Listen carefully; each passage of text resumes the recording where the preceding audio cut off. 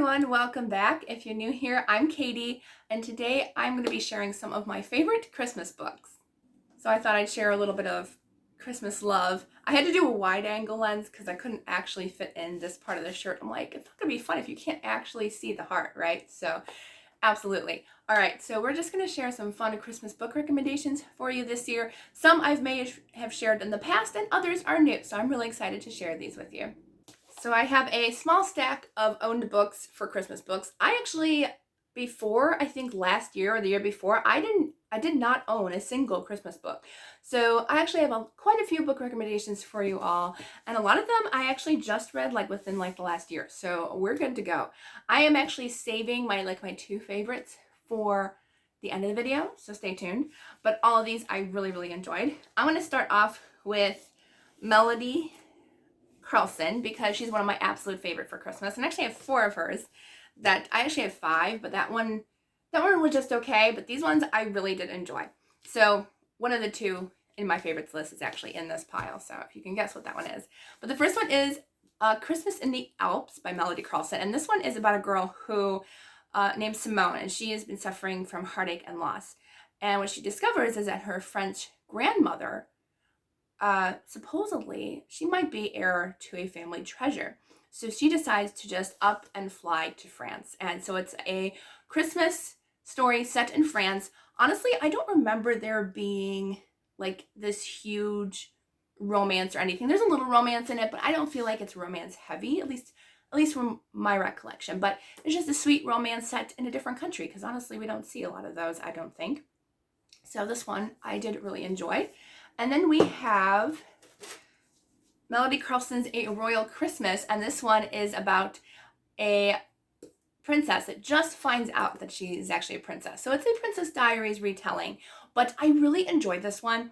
The romance, not so much, but I loved the father-daughter dynamic. That was great, and I would have loved to have seen even more of that dynamic between the daughter and the father in this story. And it was just, finding out that your royalty is just, I mean, what more perfect Christmas holiday romance can you get?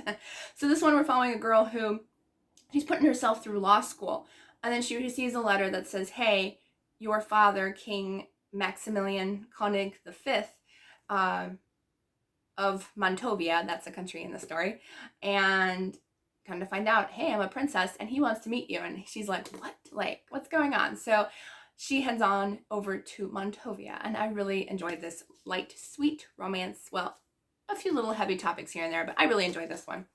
Then we have a new one that came out this year for Melody Carlson. That's The Christmas Tree Farm, and I really like this one. This is about a girl who, she was traveling around the world pretty much, or was she in Africa? I can't remember what country she was in. I think she was in Africa.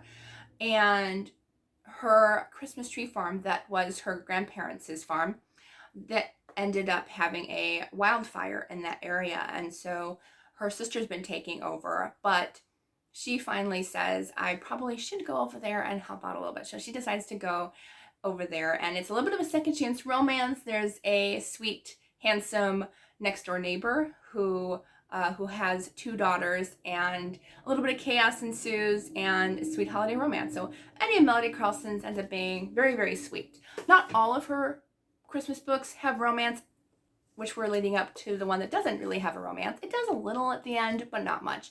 So this one is A Quilt for Christmas, and this is absolutely my favorite Melody Carlson book.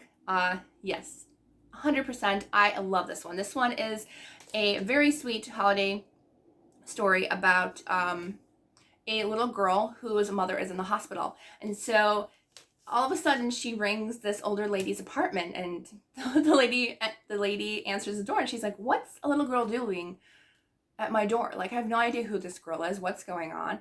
And the little girl asks her, I want to make a quilt for my mom for Christmas. And she used to make quilts all the time, but of course she's older now and she doesn't have the capabilities of making a quilt in less than I think it's a week or 2. I can't remember how quickly it is, but it's pretty quickly. And so she decides, well, I really want to help this little girl, so we're going to go around the neighborhood and try to make friends and maybe possibly have some other helpers along the way to make a Christmas quilt. And it's just Oh, it's such a sweet story. Honestly, I might put this in rereads this year because it was really sweet and I would love to reread this one. All right, then I have a Christmas romance by Sarah Monzon, and this one is called All's Fair in Love and Christmas. And I really like this one. This one's a Christmas party competition story. So like they both work in an office, the girl and the guy, and they are tasked kind of to have a promotion in the job where I guess whoever does the best at the holiday party and bringing holiday cheer will get the promotion. And she has a crush on the guy who she's competing against, but she has very, very high social anxiety. And so you can definitely tell the author did her research. Like, I have social anxiety, but not to the extent that this character does. But just seeing it in first point of view, you know, like you can tell that it was just a good representation of social anxiety. And I really enjoyed this story. And it was a friendly competition. It wasn't like enemies to more. It was more friends to more. And I just really enjoyed this story. I like that it was more of like a friendly competition versus like, you know, heated battle on type of competition. So really enjoyed that one. Then I have something a little bit different for you. I got this one last year, and it's called Carol of the Rooms by Diana Lee Matthews. And this was really different, and I'm so happy that I still have this on my shelf because I was like, this is really, really good. So this one I'm following a woman named Terry, and she is pretty much hardened her heart to everybody, including her grandfather who raised her. Like, she barely visits him. Like, I'm talking about she goes, she spends 5 minutes, and she leaves, and it's like an hour drive or something like that. And so her grandfather is worried about her. Her sisters and whoever else is in her family is really worried about her. And she is just like, pretty much has a mindset of work, work, work. I hardened my heart because of things that happened.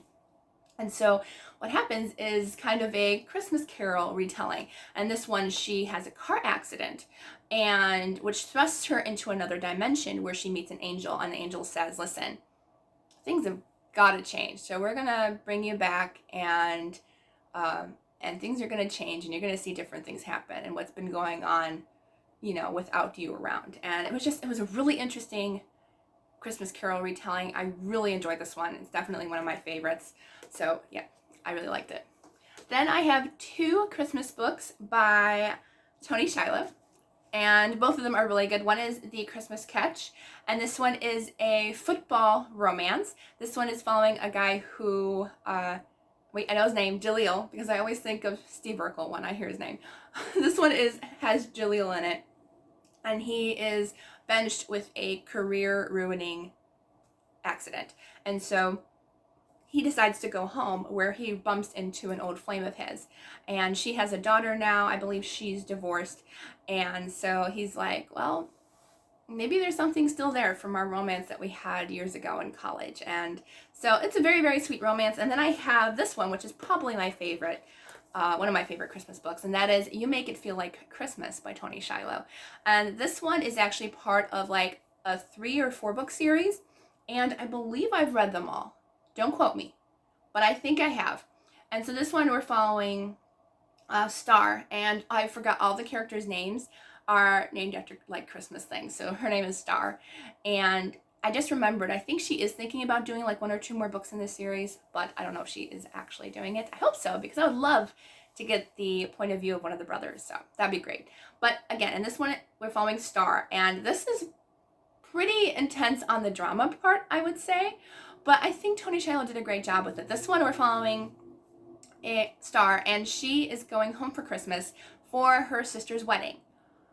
Not only is it her sister's wedding, but it's her sister's wedding to her ex-boyfriend. So yes, that's where the drama goes in. And honestly, if I was in her position, I don't think I would even honestly go if it was my ex-boyfriend. You know, I don't know if I could do that. You know, Star was pretty brave just to actually go. You know, but she ends up going, and she ends up running into one of her brother's best friends from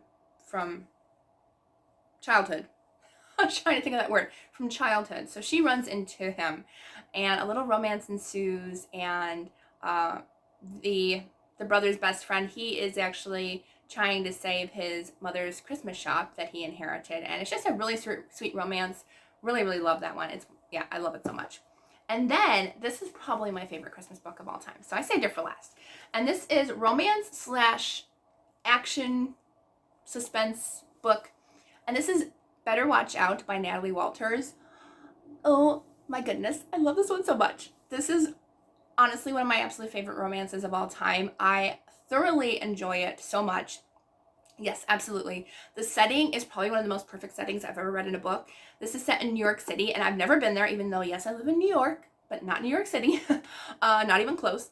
But just the way that the author writes, you can tell that Natalie Walters has been to New York City. Like, you can just literally see and hear and feel everything of New York City. And I'm like, this is like such a good setting. Like, 100%. This is definitely going to be a reread for me. But this one is a bodyguard romance. And if you don't know, that's actually one of my favorite tropes, is a bodyguard romance. I absolutely love that. I love just having, you know, high action, and just, I don't care if it's a female who's a bodyguard or the male's a bodyguard. I don't care. Just give me a bodyguard romance. But in this one, we're following a woman who she goes to New York City to surprise her boyfriend. And she thinks, you know, that he's gonna propose. Well, come to find out, he's actually been seeing somebody else in England or something like that while he was at work. And he pretty much dumps her on the spot when she arrives. And she's like, are you kidding me? Like, we've been seeing each other for, I don't know. I don't know how long. I honestly don't think it's been that long, actually. But, yes, so, surprise, surprise, he's marrying the other girl. So she's dumped, and she has no idea what to do. But she pretty much, you know, spent all of her money, I think, to go there. And so she's like, I'm gonna stay for the few days that I have here and experience New York City. Well, something happens where she is mistaken for somebody else, and it puts her life in danger.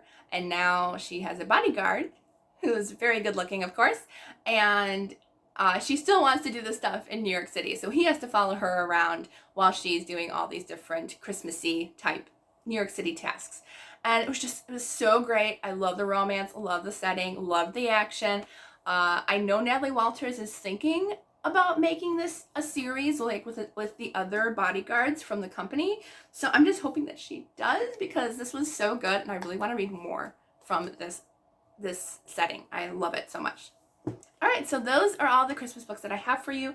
Not too many this year, but I think it's a really good pile of Christmas recommendations. So I hope you all have a wonderful day. Let me know your favorite Christmas books. Maybe I can add them on to next year's TBR. And I always keep adding books to my TBR, so don't be afraid to like put something down. I don't know if I'll get to it, but you know, the TBR is always growing for all of us. So I hope you all have a wonderful day, and I will see you all in the next video.